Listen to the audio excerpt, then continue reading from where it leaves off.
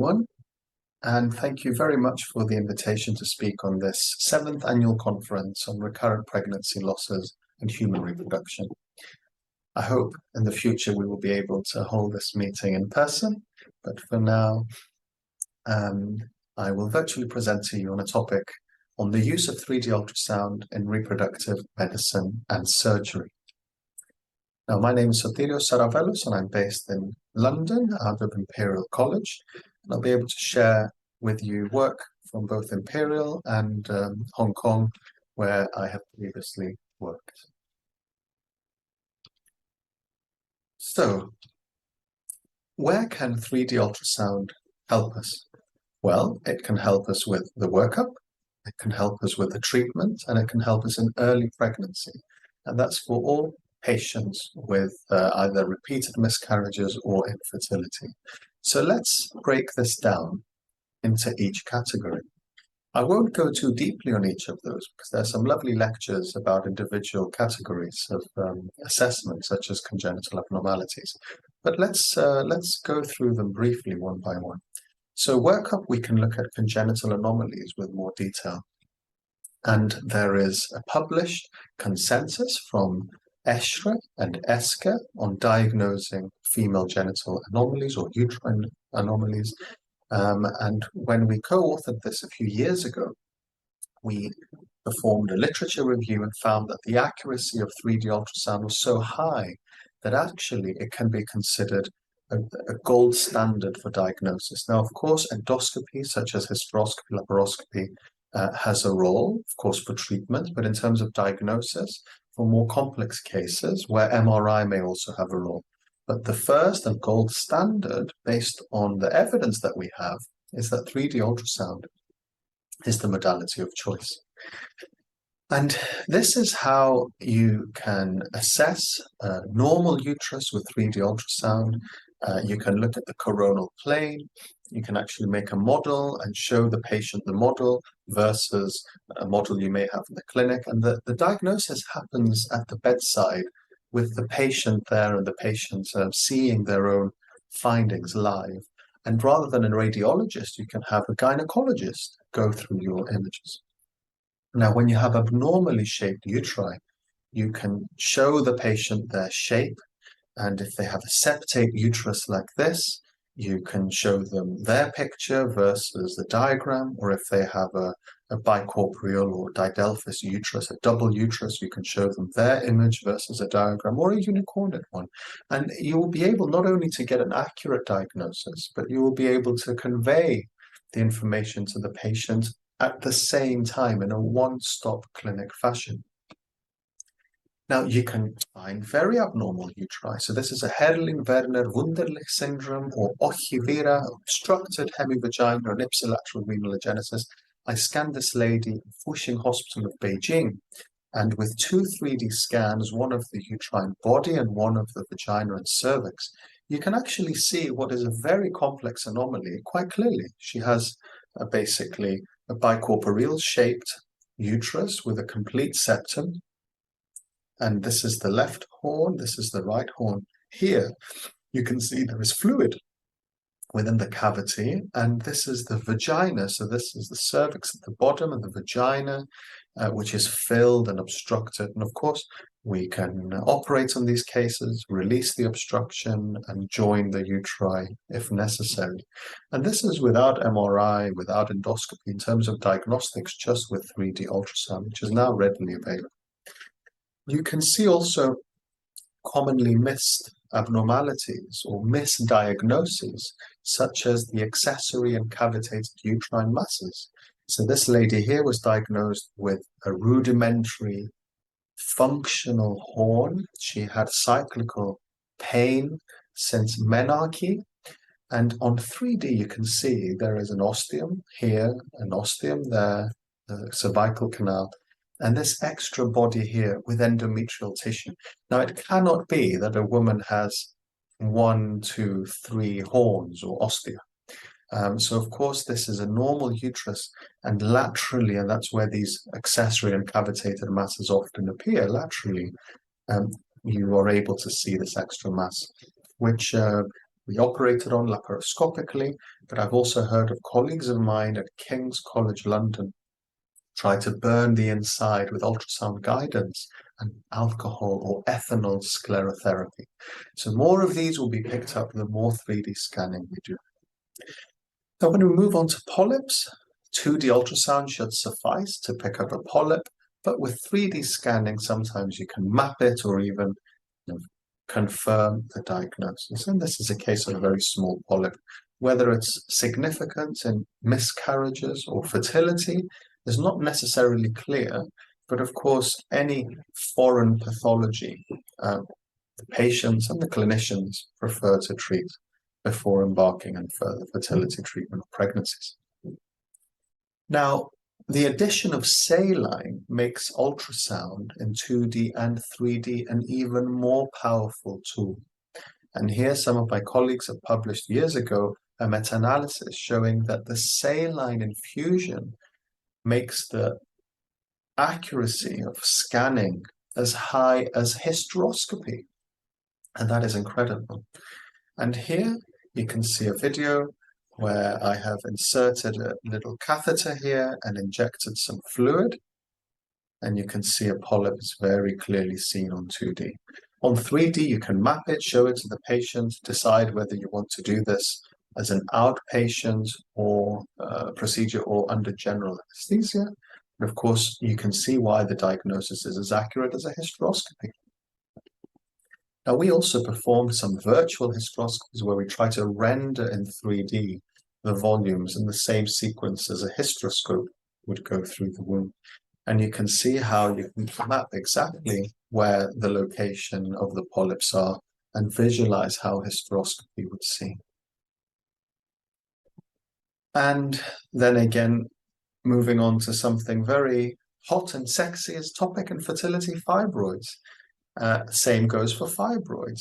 Now here, these are pictures of fibroids here in the low cavity that helps you prepare for hysteroscopic resection and shows you what to expect at hysteroscopy. This one was misdiagnosed in the center as a unicorn uterus on HSG because it looked like a banana shape with no fluid entering the tube. In fact, it was a normal uterus, but fibroid was literally just on the left ostium blocking the outlet there.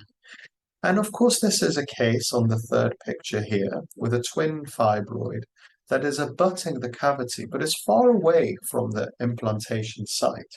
So therefore, it becomes debatable whether we would have to do anything about this fibroid at all. Now you can use ultrasound and 3D ultrasound not only to plan treatment, but to follow up as well. This is a case from Beijing of a large submucosal intramural fibroid, almost a FIGO 2 to 5, or FIGO, sorry, 1 to 5, as it starts with it being in the cavity, but also bulges out the serosa. And you can see hysteroscopically in one go, we were able to resect this fibroid, and this is the post-operative 3D scan, where you can see where the fibroid kind of existed, but actually the cavity is now entirely clear, and the serosa has shrunk back to normal. So for fibroids, not only mapping, but pre- and post-operative imaging is very useful. Then moving on to adhesions. So with saline in particular, you can see a pillar in the cavity of a uterus, and that signifies an adhesion. When you perform this in 3D, you can actually map out exactly where the adhesion is. So on entering the cavity, you can know that the adhesion is going to be on your right-hand side, for example, as in this case, or on the patient's left. And you know that the rest of the cavity is clear. And of course, before and after, you can assess. Now, we even used some novel balloon therapies under ultrasound guidance to avoid even the use of hysteroscopy for some adhesions. So we would insert a balloon, and then we would inflate the balloon and break down adhesions. And under 3D ultrasound guidance, we were able to see that the repair had taken place. And this is an example here, where you can see on the left picture how the balloon is inflated. It's just a simple Foley. And here on 2D scan, you can see as we inflate the balloon, We're breaking down an adhesion band, all of this under ultrasound with no hysteroscopy. And once we break down the adhesion band, here a few fibers are remaining. The cavity returns to normal. And this is what it looks like in 4D. And hopefully in the future, the quality of the images will be even better. But you can actually see the whole of the balloon inflated there. And this is the before and after. Again, adhesion band on the left side of the patient, mid-cavity, and afterwards, beautifully clean cavity with no adhesions. No doubt in the diagnosis. Not hysteroscopy not necessarily required. And other miscellaneous things you can pick up with 3D scanning in the context of fertility. Large caesarean scar defects, almost the size of the fundal cavity. Adenomyosis, so this is a normal uterus again from the start of our presentation, and look at the breaking down of the junctional zone, the irregularity, the hypoechoic areas outside of the uterine cavity, and how differently that looks. Now let's move on to tubes. So with scanning, we are expected to find hydrosalpinx. Now, traditionally, we know that the hydrosalpinx reduces our chances of success in IVF by about 50%. But there has been meta-analyses by Ari Kumarasamy and team that show that even in recurrent miscarriage, hydrosalpinges, unilateral, of course, will increase the risk of miscarriage too. So we should be aware, and our antennas should be open for any fertility population. Now, with 3D scanning, we can see quite clearly the diagnosis of these tubes, and using different renders, whether it's inverse rendering or silhouette and HD live rendering, we can see the whole tube almost like a virtual laparoscopy. It helps confirm the diagnosis and also helps show to the patient so they understand what you're talking about. Now, in terms of a patency test, so if we do not find a hydrosalpinx, then we can do a hycosi, either in 2D, 3D, or 4D when you see it live. And there are various things that you can use, whether it is sonoview or now foam, XM foam, or just bubbles and fluid. And the way that it works is very similar to a saline scan. We insert a catheter, and then we inject the dye, and you can do a 4D scan and literally see the dye, which is hyperechoic, come through to the tubes and spill. And this is what it looks like on 3D. And that can be done in 2D, 3D, or 4D based on experience and what everyone is used to. And that, again, negates the need for a hysterosalpingogram in many occasions. So we've spoken about workup, and now we can move on to treatment. In terms of treatment, ultrasound scan can help us in the fertility side, the infertility and IVF side, with ovarian stimulation and embryo transfer. Now, with 3D scanning, there are modalities such as sono-AVC and others that are coming through now using machine learning and deep learning, where the software is attempting to analyze the follicle sizes and make the measurements more objective during an IVF cycle. So here you can see a stimulated ovary, and the software can give you the size of the follicles and even plot them on a folliculogram. And I think in the future, this will be used more and more as artificial intelligence advances and as machine learning progresses and has more data to learn from. Now, how about embryo transfer? Well, in terms of embryo transfer, we have meta-analyses that show that embryo transfer under ultrasound results in higher success rates. And of course, the reason is you can see the catheter, you can see where you are doing the transfer. And here you can see the addition of 3D. Now on 2D, you can see the outer catheter and then the inner catheter here, and you can see where it is in relation to the fundus in a single longitudinal or sagittal slice. The same patient with a 3D scan, you get a bit more information.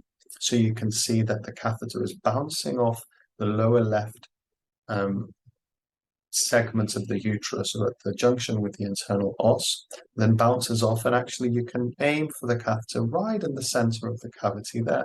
So in theory, 3D scanning at embryo transfer may allow us to perform a more accurate embryo transfer. And again, this is the air bubble at the time of embryo transfer under 3D ultrasound, and you can see that ideally we would aim to have a pregnancy right at the location of the center there, at the most fluffy, thickest part of the endometrial cavity. However, when we researched this in the past, we found that the embryo moves around within the cavity. So we had about 250 women who very kindly volunteered to have 3D scan for over an hour after their embryo transfer. And we can see that the embryo flash or air bubble may start in the lower part of the cavity at 1 minute, move up to the upper part after an hour, and then of course at 5 to 6 weeks of pregnancy, so 4 weeks later almost, you can end up with a pregnancy somewhere completely different. And despite this, we tried to perform a randomized controlled trial using 3D and 2D scanning in case we were able to get even an extra percentage or two. But when we performed the randomized controlled trial, we found that there was no difference in ongoing pregnancy rate.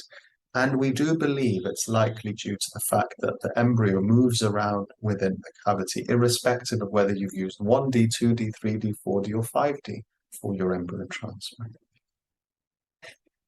However, we were able to have some interesting cases and share them with the patients. So here, this is a case where a patient did not want to have a septum resection. We transferred the embryo in the left horn of a complete septate uterus because that's the path that the catheter was going easier. And when she became pregnant, you could see the pregnancy was actually in the right cavity. So it moved down out of this cavity and up again to the other side of the cavity. And the pregnancy went very well. So moving on to pregnancy. Well, how can 3D scanning help us in terms of early pregnancy, whether it is an ectopic or in uterine anomalies or multiple pregnancies? We will see together how there is a role and an advantage. So ectopic pregnancy, in some particular cases of interstitial ectopics within the interstitial portion, the proximal portion of the tube, 3D scanning can be absolutely instrumental. If the 3D scan of the coronal view shows a pregnancy within the cavity, you know it may be eccentric on the side, but it's inside the cavity and doesn't need intervention. If it is just outside, then that is an ectopic pregnancy, and it can be called interstitial ectopic. And these are a couple of examples. On the left slide here, you can see this pregnancy is at the corner of the cavity, but within the cavity, and this pregnancy progressed normally, although some reports suggest that the rates of pregnancy loss may be higher. In this one on the right-hand side, you can see the cavity is intact and the pregnancy is within the interstitial portion of the tube. So it is an ectopic pregnancy. This is very hard to diagnose with 2D scanning. So 3D is pivotal for this early pregnancy stage.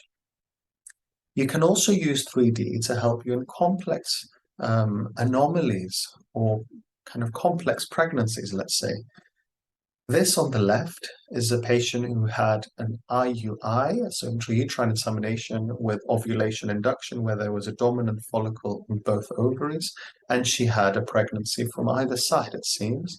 And you can see it's a DCDA pregnancy, 2 separate embryos, but they're in opposite parts of the cavity within the intrauterine cavity space, but on scan, imagine on 2D, they would look as though they are in opposite corners and you wouldn't quite know what's going on. The case in the middle here is a lady that again has had, similar to the case on the left, two pregnancies, but you can see thick myometrium in between. So this is a septate uterus with a pregnancy on either side.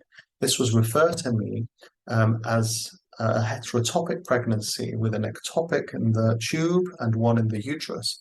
But of course, it turns out that it is not an ectopic at all. Both of these pregnancies are inside the uterine cavity. And the one on the right here, you can see a unicornate uterus, which was incidentally found.